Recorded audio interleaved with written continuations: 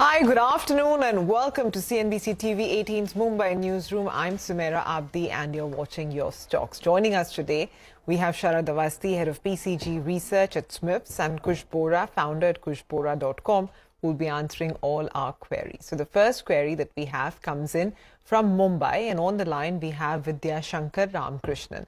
Hi sir, good afternoon. How can we help you? Good afternoon. I am holding TTML shares, Tata Teleservices. So I have taken it I've averaged it out on various instances.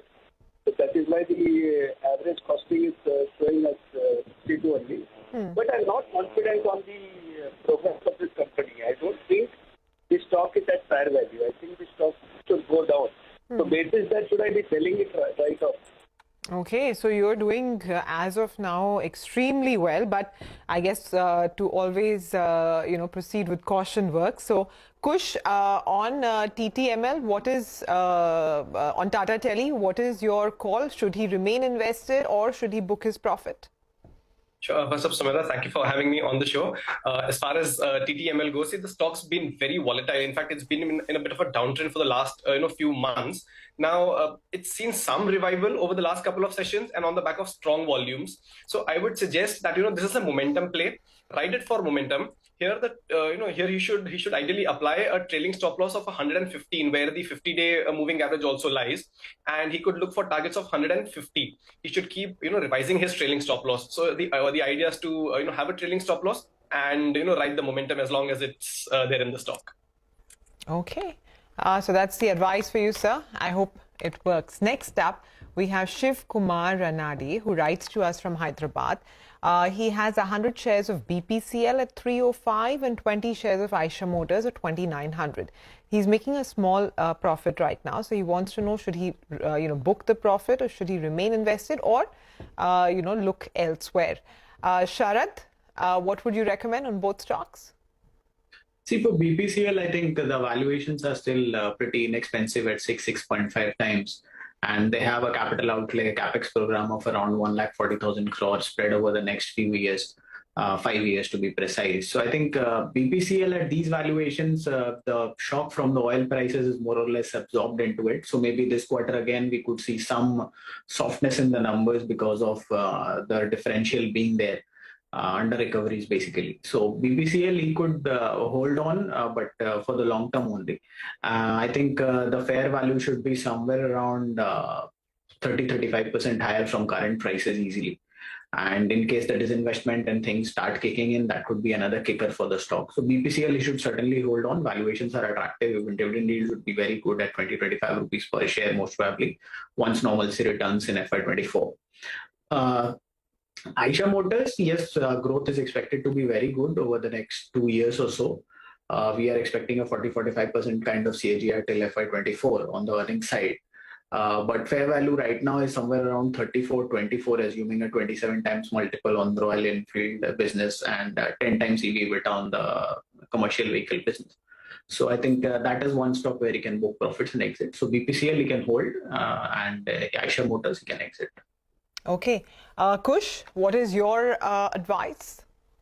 Sure. Slightly divergent views. BPCL is actually facing multiple resistance points at the 30-20, 325, 330 zones. So, if he's willing to ride the momentum, then hold this with a stop loss of 320. But, there isn't, too much of an upside from here because there is a bit of a resistance congestion zone here. So hold with a stop loss. If there is momentum, if the stock goes above 330, then, it might, go further up. But 320 is a trailing stop loss that he should implement. Eicher Motors, I completely agree. This seems like a positional bet that he's made, and he's getting a fairly decent amount of profit here.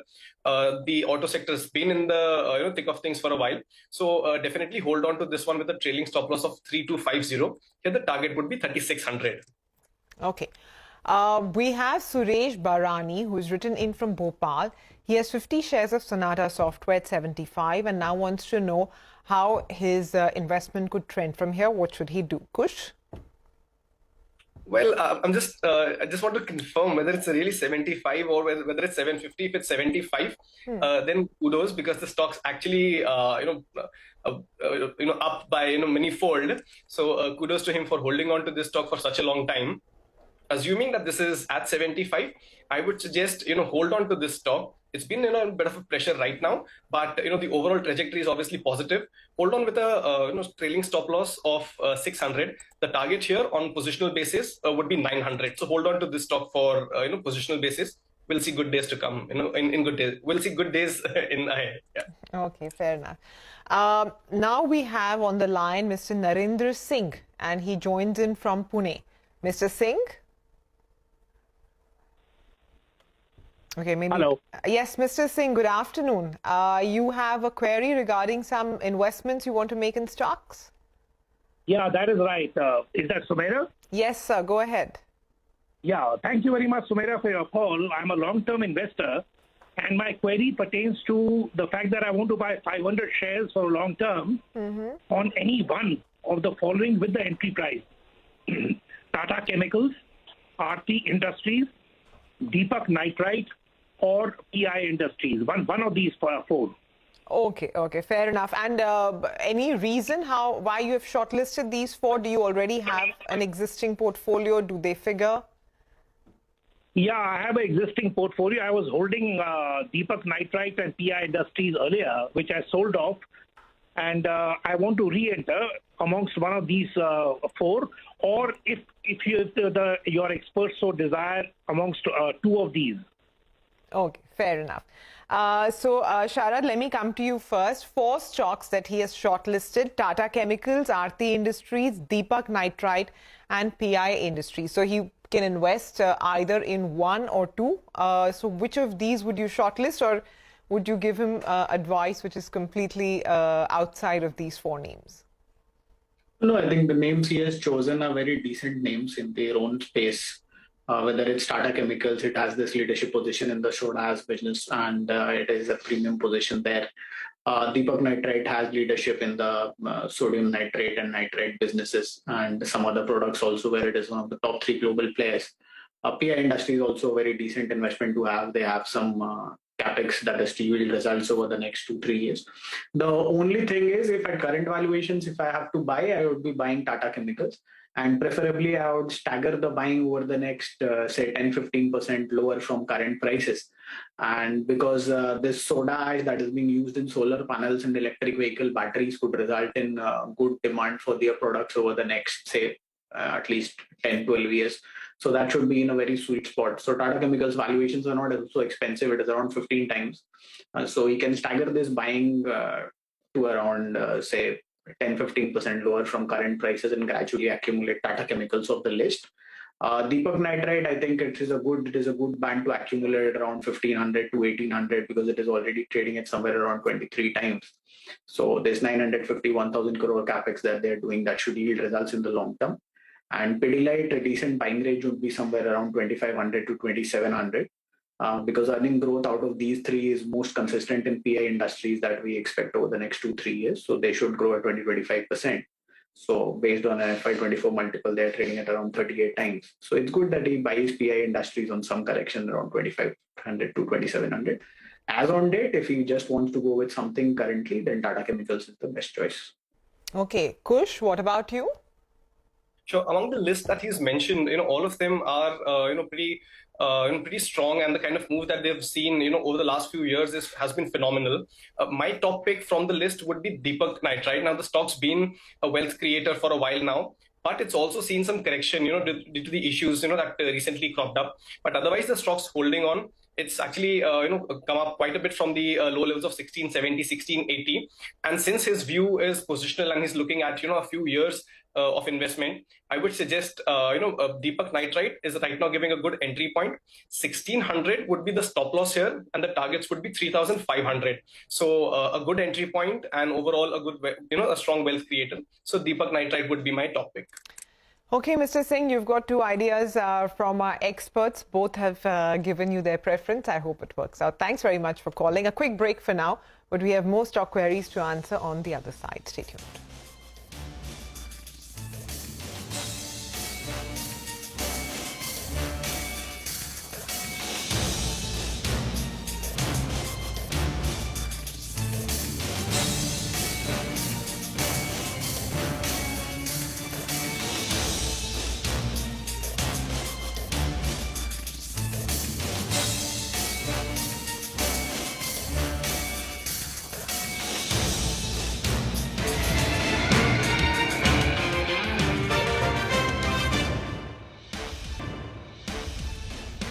Hi, welcome back. You're watching Your Stocks. We still have with us Sharad Avasthi of SMIFS and Kush Bohra of kushbohra.com answering all our stock queries. The next query that we have comes in from Noida. Divya Mahajan has written in to us. She has 50 shares of Grasim at 1600 and 70 shares of HDFC Life at 495. She's making a small profit and wants to know what she should do at the moment. What is the advice for her, Sharad? Both are very good stocks to hold on for the long term. Sorry. Grasim, the paint business foray is something that could have a multiplier effect to the company over the next few years. Q4 FY24, most probably the cement, the paint business foray would start to show up. They are also expanding some renewable power capacities, and they are foraying into B2B e-commerce with a commitment of around 20 billion over the next 5 years. So these are new ventures for the building material segment, which should help them achieve some growth over the years. And cement obviously will continue to contribute. So the SOTP for Grasim is around 1900, and there could be substantial upsides if the paint business picks up or ramps up accordingly. So I think Grasim is a very good play for a target of 1900. Insurance, we are generally very bullish on the insurance segment. The last 2 years have been volatile because of COVID and other issues. But still penetration levels are still nascent, and the private sector has a lot of space to grow and catch up with the larger private public sector player. I think negligible penetration makes it very good that long-term growth will be very healthy for most insurance companies, specifically life insurance.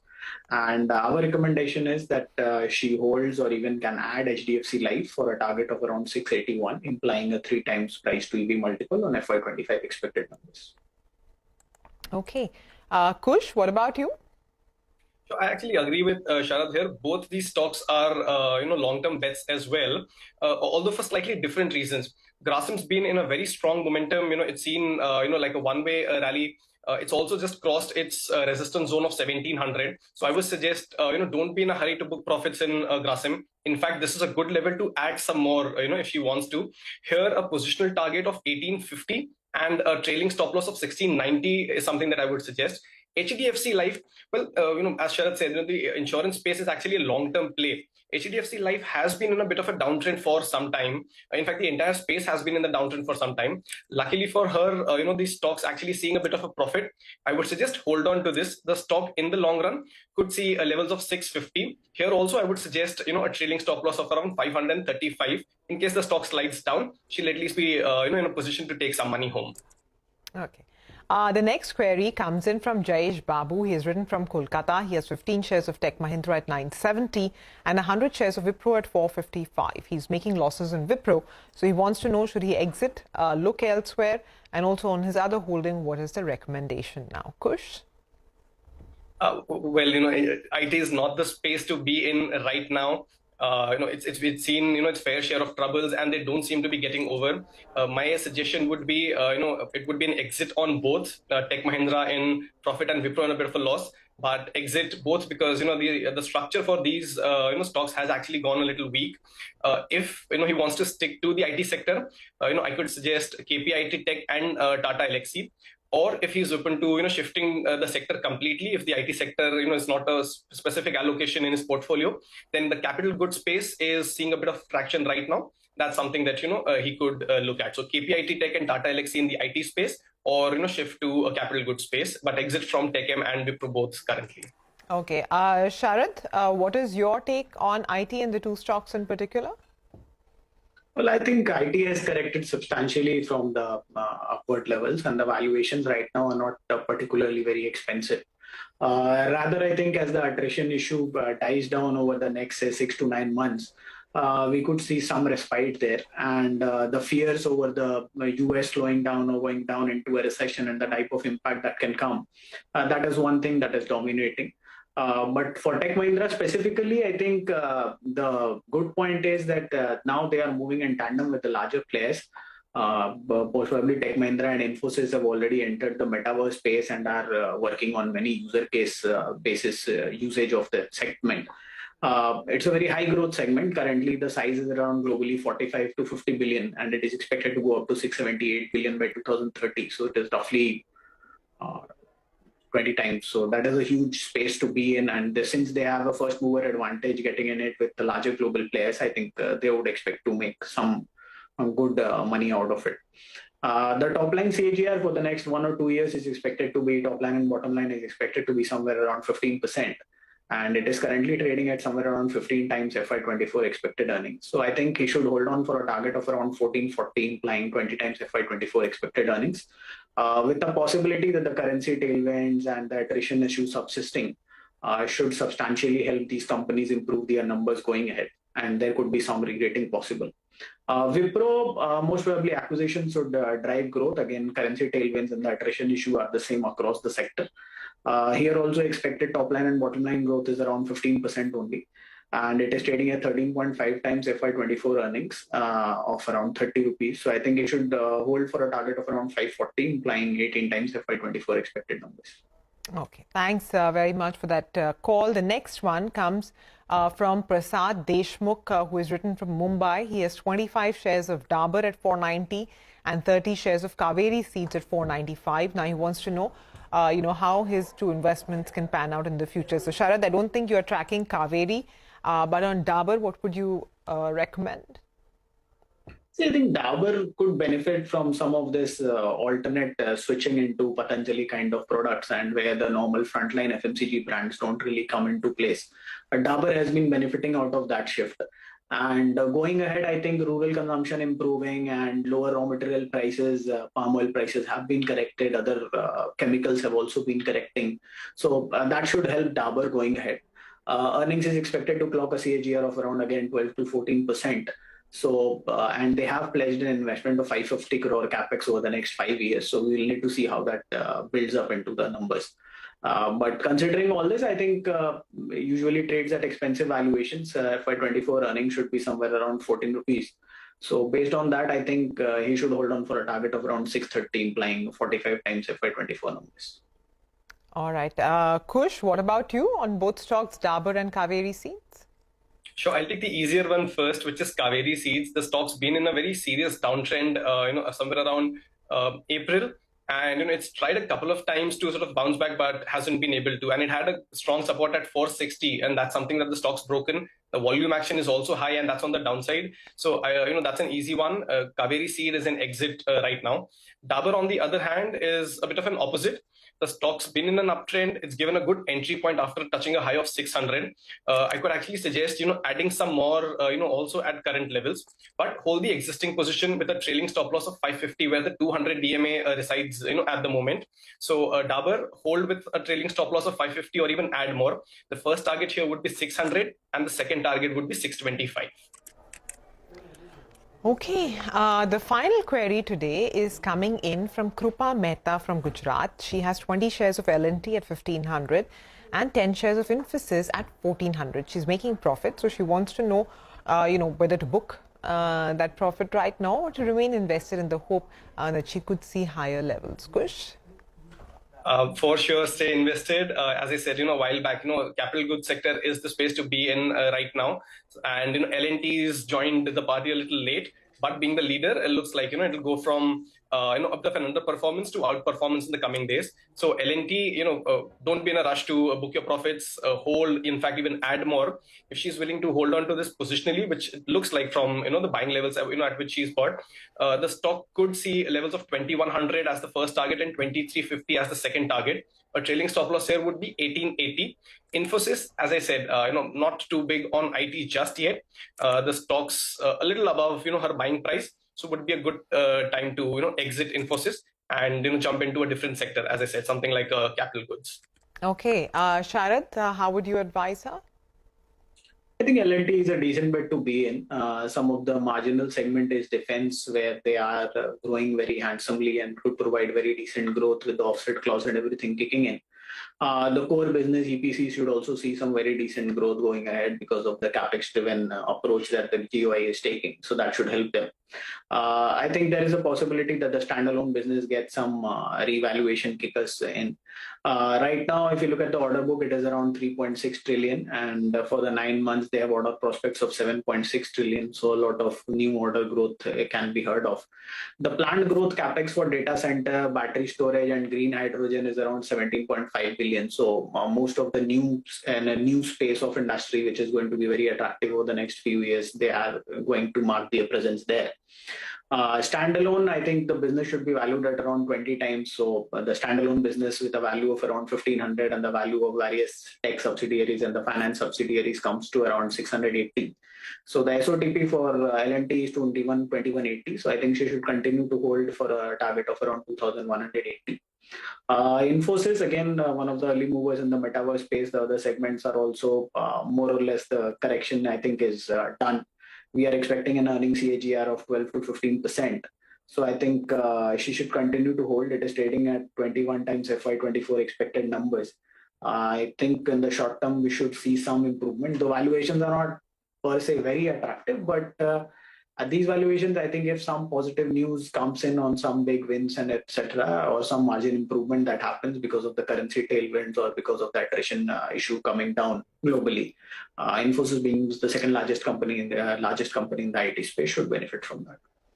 All right, gentlemen, thanks very much for joining in to advise our viewers. With that, we'll wind up on your stocks for today. Thanks for watching and do stay tuned in. The team of Closing Bell joins you next.